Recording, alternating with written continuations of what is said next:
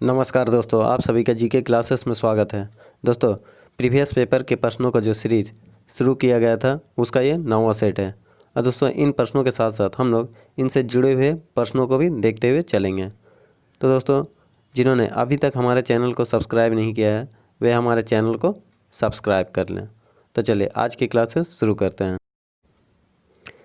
एक आवेशित खोखले गोलक के अंदर किसी भी जगह विद्युत क्षेत्र का मान क्या होता है? ये दोस्तों शून्य होता है। ठीक है, एक आवेशित खोखले गोलक के अंदर किसी भी जगह विद्युत क्षेत्र का मान शून्य होता है। भारत अभियान के समय महमूद गजनवी के साथ आने वाला विद्वान कौन था? ये दोस्तों अल-बरूनी था। ठीक है, अल-बरूनी। और देखिए, इससे जुड़े हुए प्रश्न देख लीजिए। महमूद गजनवी ने भारत में कितने बार आक्रमण किया था? ये दोस्तों 17 बार। ठीक है, तो इसे याद रखिएगा, ये पूछा जाता है। और देखिए, 3 डेट याद रखिएगा, 1001, 1025 और 1027। ठीक है, ये 3 डेट याद रखिएगा। देखिए, 1001 में पहला आक्रमण किया था भारत में। 1025 में गुजरात के सोमनाथ मंदिर पर आक्रमण किया था। ठीक है, और 1027 में अंतिम आक्रमण था जाटों के विरुद्ध। ठीक है, जाटों के विरुद्ध अंतिम आक्रमण किया था। सबसे ज़्यादा इम्पोर्टेंट दोस्तों 1025, ठीक है, जो सोमनाथ मंदिर पर आक्रमण किया था गुजरात में। तो इसे ज़रूर याद रखिएगा। और देखिए, अल-बरूनी जो थे वो पुराणों का अध्ययन करने वाला पहला मुसलमान था। ठीक है, नमक किस खनिज से उत्पन्न होता है? ये दोस्तों हैलाइड खनिज से। ठीक है, नमक किस खनिज से उत्पन्न होता है? हैलाइड खनिज से। इसे याद रखिएगा। राज्य विधानसभा की शक्ति इसकी निर्भर करती है, किसके ऊपर निर्भर करती है? राज्य विधानसभा की शक्ति किस पर निर्भर करती है? ये जनता के ऊपर। ठीक है, राज्य विधानसभा की शक्ति जनता के ऊपर निर्भर करती है। और देखिए दोस्तों, इसी तरह का एक प्रश्न पूछा जाता है, संसद की शक्ति किस पर होती है? ये दोस्तों जनता पर। ठीक है, संसद की शक्ति जनता पर निर्भर करती है। ठीक है, और देखिए आगे बढ़ते हैं। व्हाइट हाउस वाशिंगटन में किसका कार्यालय है? ये दोस्तों राष्ट्रपति का कार्यालय है। ठीक है, और ये कहाँ है? यूएसए में। अमेरिका का जो व्हाइट हाउस है वो किसका कार्यालय है? राष्ट्रपति का कार्यालय है। ठीक है, और इसका निवास स्थान भी है राष्ट्रपति का। चलिए आगे देखते हैं। देखिए, हमारे भारत में जो राष्ट्रपति भवन है वो राष्ट्रपति का निवास स्थान है। उसी तरह से व्हाइट हाउस अमेरिका के राष्ट्रपति का कार्यालय है और उनका निवास स्थान है।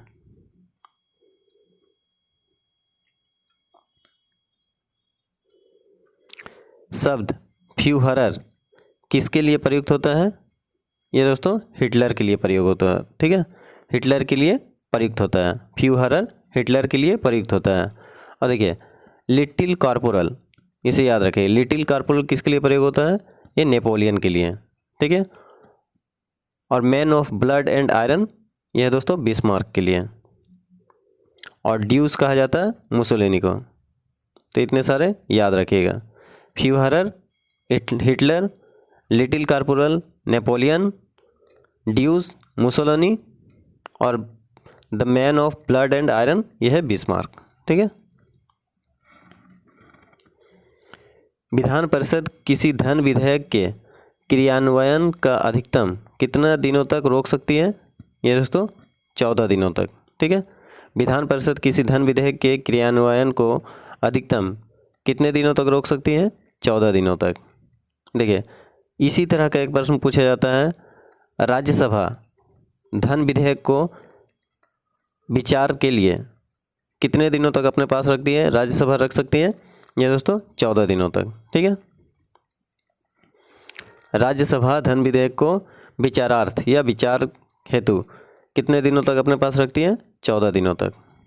ठीक है, और देखिए, और इसी तरह का एक प्रश्न है इस 14 दिनों से जुड़ा हुआ। देखिए, राष्ट्रपति पर जब महाभियोग लगाया जाता है तो उसे कितने दिनों पहले इसकी सूचना दी जाती है? ये दोस्तों 14 दिन पहले। ठीक है, जब राष्ट्रपति पर महाभियोग लगाया जाता है तो उसे 14 दिन के पहले ही 14 दिन पहले उसे सूचना दे दी जाती है। ठीक है, राष्ट्रपति को।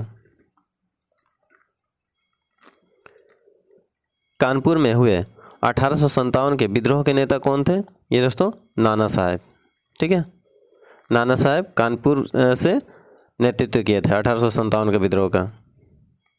और देखिए, झांसी से किसने किया था? ये आप सभी को पता है, रानी लक्ष्मीबाई। ठीक है, दिल्ली से किसने किया था? ये दोस्तों बहादुर शाह जफर द्वितीय। ठीक है, लखनऊ से बेगम हजरत महल। इतना याद रखिएगा। और देखिए, सबसे इम्पोर्टेंट बिहार से 1857 के विद्रोह का नेतृत्व किया था कुंवर सिंह। ठीक है, तो इतने सारे याद रखिएगा। बिहार से कुंवर सिंह, झांसी से रानी लक्ष्मीबाई, कानपुर से नाना साहब, दिल्ली से बहादुर शाह जफर द्वितीय और लखनऊ से बेगम हजरत महल। इतना याद रखिएगा। द्विसदनीय विधायिका वाले राज्य में विधान परिषद को क्या कहा जाता है? ये दोस्तों उच्च सदन कहा जाता है। ठीक है, द्विसदनीय विधायिका वाले राज्य में विधान परिषद को क्या कहा जाता है? उच्च सदन कहा जाता है। और देखिए, ये है राज्य का।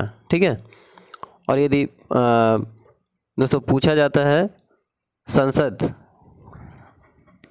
से जुड़े हुए प्रश्न भी पूछे जाते हैं, राज्यसभा और लोकसभा। ठीक है, राज्यसभा और है लोकसभा।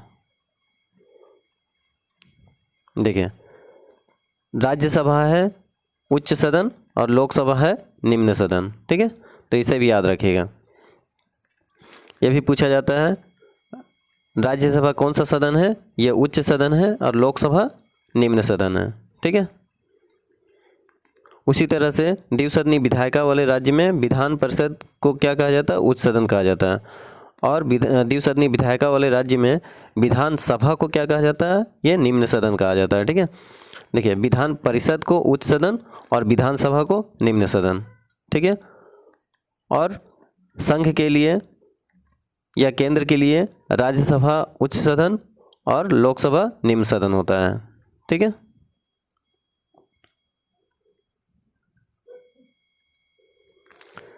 भारत का राष्ट्रीय पशु क्या है? भारत का राष्ट्रीय पशु है दोस्तों बाघ। ठीक है, इसका वैज्ञानिक नाम क्या है? Panthera Tigris. ठीक है, इसे भी याद रखिएगा। और देखिए,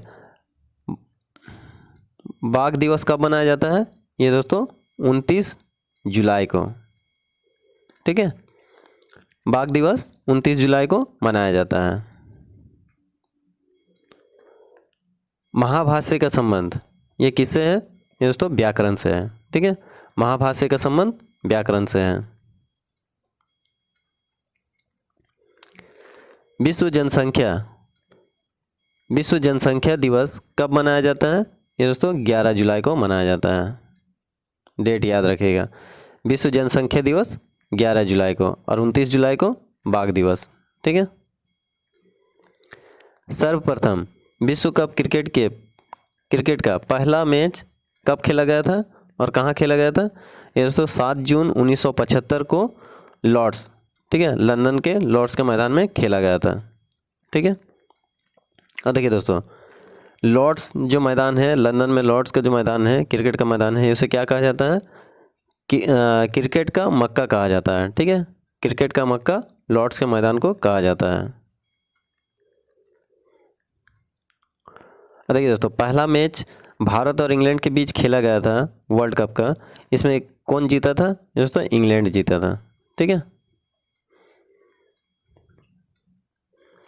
और फाइनल मैच वेस्ट इंडीज़ और ऑस्ट्रेलिया के बीच खेला गया था, जिसमें वेस्ट इंडीज़ ने फाइनल मैच जीता था।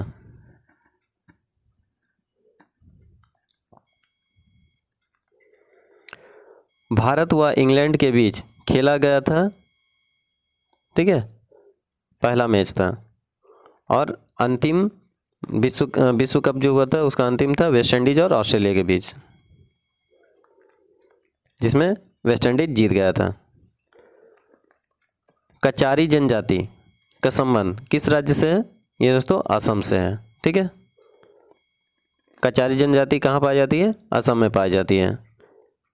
कचारी, चकमा, ठीक है, और कुकी, ये तीनों याद रखिएगा। कचारी, कुकी और चकमा, ठीक है, ये तीनों ही असम में पाई जाती है।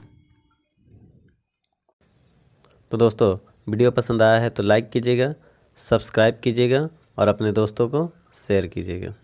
धन्यवाद।